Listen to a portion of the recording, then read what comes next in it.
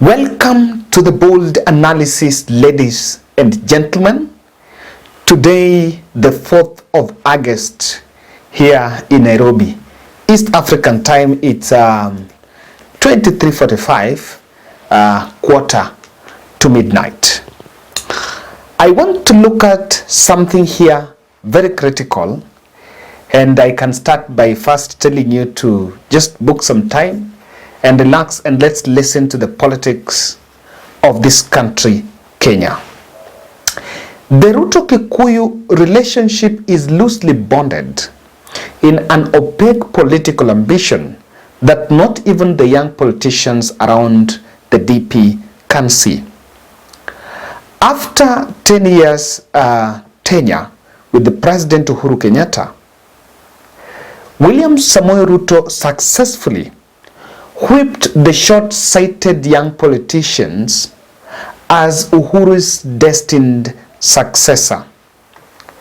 And so the candidature of Raila Odinga, despite the fact that even Raila have had 4 trials to win the presidential seat, Raila was regarded as a distractor. The vengeful mood that he has created, trying to digest what otherwise would be a well-deserved betrayal by President Uhuru Kenyatta, shows the kind of stakes that William Samoei Ruto has on the presidency. I remember when Joho was speaking in Kiambu, and he was warning the gamer that unlike Moi, who ruled for 24 years, after he was facilitated to power by Kikuyu, powerful Kikuyu politicians around Jomo Kenyatta, even William Ruto are just using the young politicians as destiny carriers, and they will never see power even close to 50 years later. Martha Karua has tried to compare William Ruto's presidential ambition and said that gamer voting William Ruto is like burying Mount Kenya in a bottomless hole that no one will ever rescue them. This election, I want us to put it to a context and to better understand these statements that I've made. I want to take you back to August 22nd, 1978, when the father of the nation, Jomo Kenyatta, passed on. Daniel Toroitich Arap Moi was the vice president. By then, there was no deputy president. And Mwai Kibaki was, I think, the finance minister. And someone can confirm that. When the Kenyatta's age was advancing, there were politicians from Mount Kenya that had already seen that the transition would happen even before an election. And there were 2 amendments that were being suggested. One was to abolish that amendment that was giving the vice president an opportunity to take over, or rather the constitutional obligation to take over from the sitting president. That was number 1. Number 2 was the one that was barring the public from discussing, or rather talking about the health of the sitting president. Even though the other one for discussing the health of the sitting president went through. But there were also politicians that opposed. That was Mwai Kibaki, Charles Rubia, and even Jomo Kenyatta himself, despite the fact that Jomo Kenyatta was a closed-door politician. He also opposed that what was being fronted by the Mount Kenya politicians. And true to that, after Jomo passed on, there was supposed to be an election in the next 3 months. So Jomo passed on 22nd August 1978. So if an election was to be done, it was to be done on 22nd November the same year. But there was no one who was showing intention to vie. And so Mwai Kibaki was sworn in 14th August directly, and there was no election that was held after Jomo Kenyatta passed on. So that's how, not Mwai Kibaki, that's how the late Moi was sworn in as the second president. This happened even though there were also Kiambu mafia, who were Kiambu political elites that did not want power to come out of Mount Kenya. What am I saying here? There are politicians that had been part of Kenyatta One regime that facilitated Moi to rise to power. That is, I want to compare that with what is happening now. There are politicians that have worked with President Uhuru Kenyatta, the President Uhuru too, Kenyatta too. And in this transition, which I want to compare with the 1978 in different, I know they are irrespective of different dynamics that are playing, but it's close to that. The politicians that have been with the Kenyatta, and when now Kenyatta is supposed to give the mantle, they are the ones that now have also crossed over, and they are now facilitating William Ruto to State House. I want to say this and take you to 1982. When the coup happened, there are politicians who are blamed. And I remember Ochuka became the last Kenyan to be hanged. Some went to exile. But the Mount Kenya Kikuyu politicians, what Moi did, despite the fact that, because after coup Moi changed, and if you read political autobiographies, today I was just going through one by Lee Njiru, but I have the copy, and Moi changed in 1982.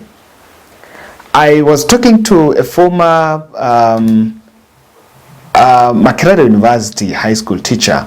Makerere University High School, I want to get the profile well, Agustin, and was just trying to open my eyes on what exactly happened by that time.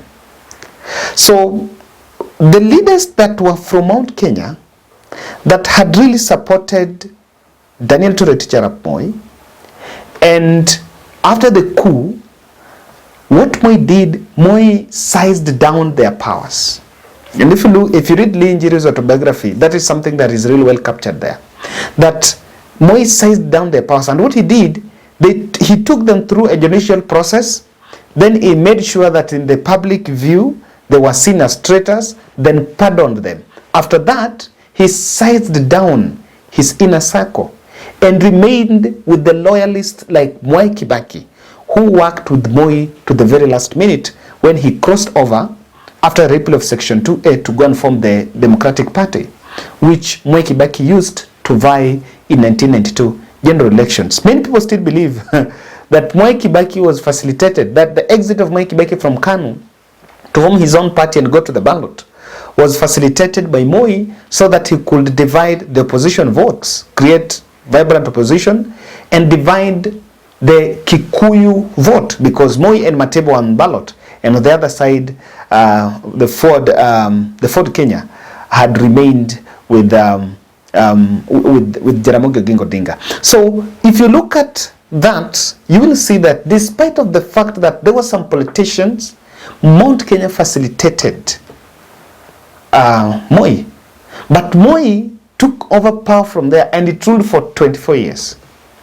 Until he gave over power, and when he was giving, just look at his signal of transition, he was taking it back to Kenyatta. When he said he pointed a finger, or rather he pointed his direction to Uhuru Muigai Kenyatta. So Moi gave up power because even at that time there was a constitutional threshold that he could not vie.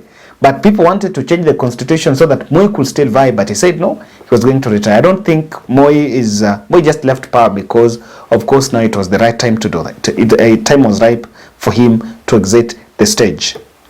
And someone was asking me, Kevin, these Mount Kenya politicians, these young politicians that seems to be trying to chart their own path in what can be seen as just a retail ambition, without looking at the bigger picture, or rather without, that are working in defiance of the Mount Kenya's political Powerhouse, because if they were to make a decision as a community, then they needed to go through, or rather to listen to what President Uhuru was saying. I need to get Agustin, yes, one of my sources in this that I want to quote in this analysis.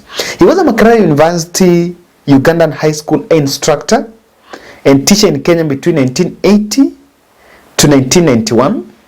During Moi and the height of the second liberation of multipartyism, he championed with the Raila, Matiba, Rubia, and Jaramogi Wamalwaza. He later returned to Kenya in 2001 and oversaw the transition of the 2002 that led to the NARC revolution that was really captained by Raila Odinga, the Kibaki Tosha moment. So I just wanted to do that because we did some peer analysis on this and just try to unravel what exactly plays out. I want to explain this, that at the center of this decision, I think a critical thinker might then ask a question: what is in it for the future? Not what is in it tomorrow. Because for me and for many people, the future should be brighter. And the future should be the bigger picture, instead of now looking for what is in it for tomorrow, because tomorrow someone can bring a wheelbarrow and you can use the wheelbarrow to run errands, but how is it going to be sustainable? So that is something I want to explain. Then let's look at this scheme would thrive in some circumstances. For the scheme for William Ruto to get into power, cling into power, rule as far as possible, would be possible under some circumstances. And so at the end of the day, you will come to understand and ask, maybe do your own monologue and ask, these circumstances I'm talking about, are they realistic? Do they have a bearing? I want us to look at that critically. Kindly subscribe to our channel, click the notification bell, and like our video. I want to still implore on us our 50 bob challenge for Sarah Atieno, who is hospitalized and is suffering blood cancer, acute leukemia, is still going on. We are through into the target. We are heading towards the target. 1 week, 10 days into this, we've pulled 400 and I think now 460,000. Our target was 1 million in 21 days. We've only done I think now 9 days today, and we believe this is possible. You can support. What we agreed is if 20,000 of us can donate 50 bob, and I'm glad some people are donating, are also adopting other subscribers because of the difficulties within our borders. We can present a 1 million check. I believe this will be possible. You can donate kindly. The number is 07 10 62 78 89, and my name will appear there, Kevin Oduor. You can also reach out to Sarah directly. Her number is 07 16 357 360, and I believe that God will also meet you at the time of need. There are 3 circumstances under under which William Ruto's strategy would work. These circumstances, I want you to look for them. Number 1 will be to split Mount Kenya strategically. And the splitting Mount Kenya will have a strategic bearing. Let's look at one.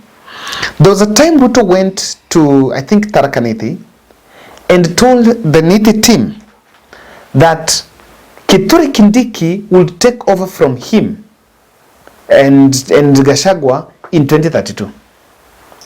I listened to that statement, and I want to refer to it in this point, that Ruto will strategically split the mountain. So you'll ask yourself, is he splitting the mountain, or I'm just making an assumption? That statement of I'll give to Kindiki will be a recipe for division in 2032.